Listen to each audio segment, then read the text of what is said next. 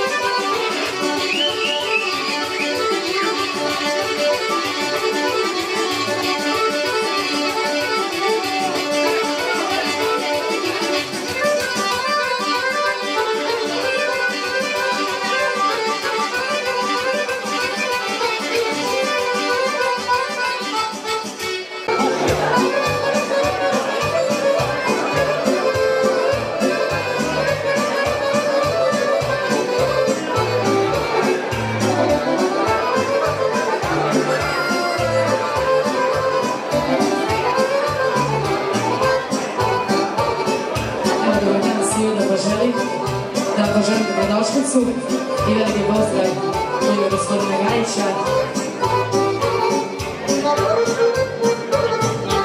i u moje ime lično i u ime Vjeta u prolazu koji sa vama nije danas u punom sastavu, ali pokušat ćemo to da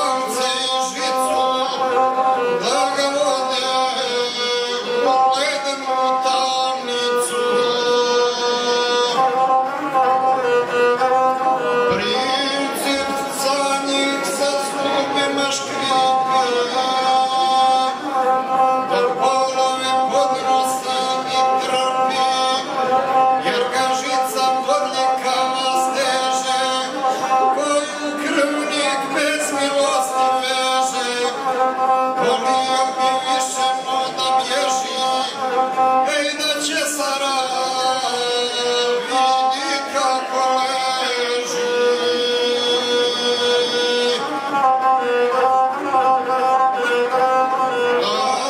Potvrdi svoje hrabro djelo, kad mu počnu čitat opijelo i vozit ga prema Beču gradu, jer mu princip pokvari paradu i kaza mu da je zemlja ova, ej kolijevka srpskih sokolova.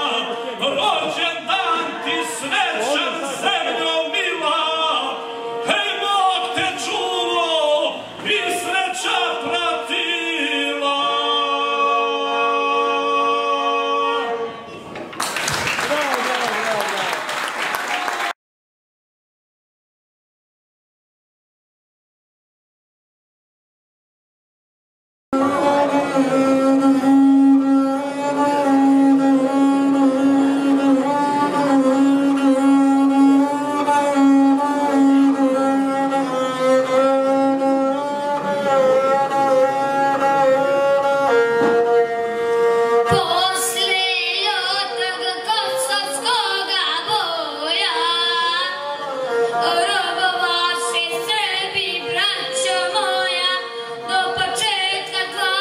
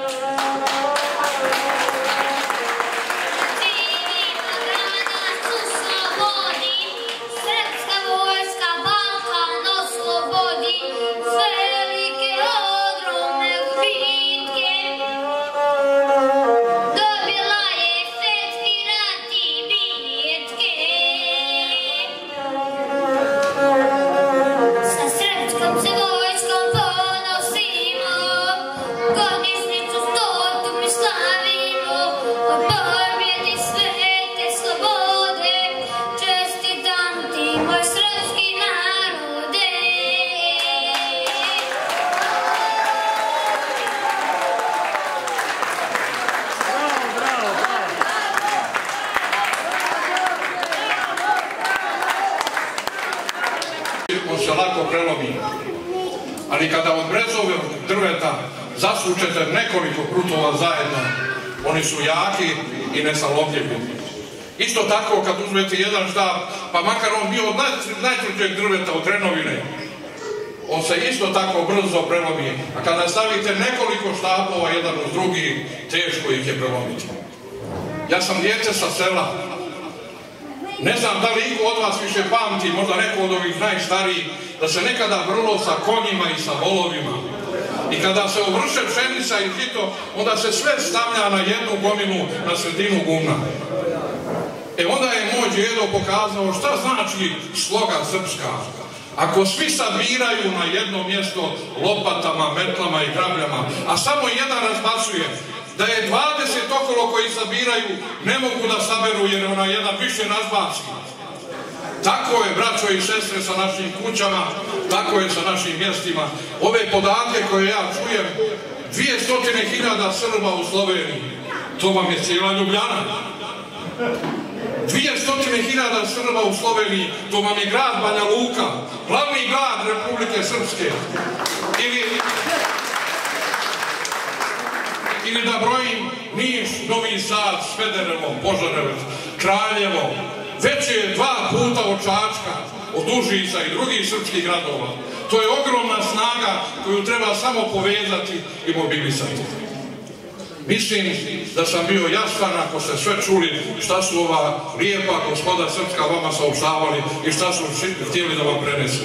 Otac Rade je čekao, ali ima obavez da crkveni, danas je nedelja, ima molitve, ima krštenja i zato je morao i onda ode kao i ovi drugi sveštenici. Ali evo, ja slavim i hvalim Gospoda da je meni dao priliku da mogu da vas pozdravim i da vam kažem nekoliko ovih pouka, posebno da podvučem. Braćo i sestre, znate li kakva je situacija Srba u Makedoniji? Znate li kako žive Srbi na Kosovu? Oni su u najgorem getu i zatvoru, u kazamatu koji na svijetu postoji. Ni Indijancima, ni bilo kojem drugom rodu ljudskom nije bilo teže nego Srbima na Kosovu. I dan danas i tako je dugo vremena, da ne govorimo od ovih 30 godina. Nije bolja situacija ni sa Srbima u Republici Hrvatskoj, ovdje u Sloveniji, pa ni u Bosni i Hercegovini. Oni koji su ostali u federaciji najbolje znaju kakve teškoće imaju. Čak oni koji su ostali svo vrijeme rata, sad poslije 25 godina napuštaju i kupuju stanove u Pančevu, Novom Sadu, Beogradu i drugim srpskim krajevima i mjestima. Vi najbolje znate kakva je situacija ovdje u Sloveniji. I zato je potrebno da se čujemo. Zato je potrebno da jednom dušom dišemo. Oni koji su danas bili u crkvi, čuli su evanđelje o krajeuglavnom kamenu. Kamen koji odbaciše zidari, onaj posta glava od ugla. Hristos govori za sebe, braćo i sestre. Odbacio ga tadašnji jevrejski narod kao kamen koji je višak, ne treba im, nije za građevinu, a na tom kamenu, ali na toj čvrstoj vjeri, na toj slozi jedinstvu, sazidao je Hristos crkvu svoju koju ni vrata pakla neće nadvladati. U Svetom pismu ima jedan stih koji govori: uzalud se trude čuvari ako Gospod ne sačuva grad.